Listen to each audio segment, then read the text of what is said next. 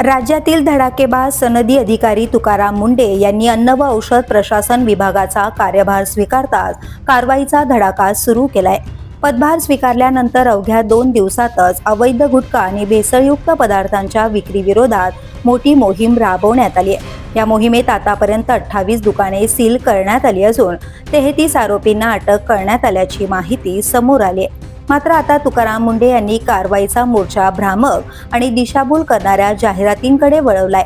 TV, वर्तमानपत्रे आणि इतर माध्यमांमधून ग्राहकांची दिशाभूल करणाऱ्या जाहिरातींना आळा घालण्यासाठी अन्न व औषध प्रशासनाने कठोर भूमिका घेतली आहे। विशेष म्हणजे अशा जाहिरातींमध्ये सहभागी होणारे सेलिब्रिटी, ब्रँड अँबॅसेडर आणि जाहिरातदार यांनाही जबाबदार धरले जाणार असल्याचा स्पष्ट इशारा देण्यात आलाय।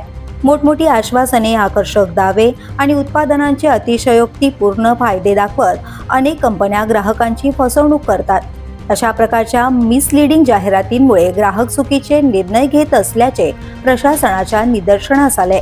त्यामुळे ग्राहक संरक्षणासाठी आता अधिक आक्रमक पवित्रा घेतला जाणार आहे।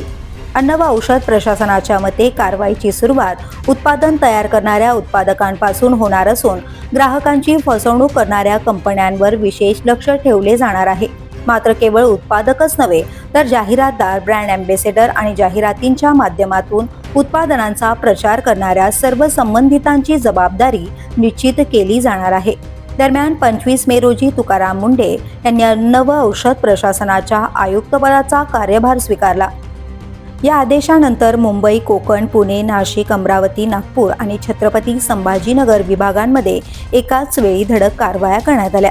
अवैध गुटखा, भेसळयुक्त पदार्थ आणि आता भ्रामक जाहिरातींविरोधात कारवाईमुळे तुकाराम मुंढे पुन्हा एकदा ॲक्शन मोडमध्ये दिसत असून त्यांच्या या भूमिकेचे सर्वसामान्य नागरिकांकडून स्वागत आणि कौतुक केले जाते।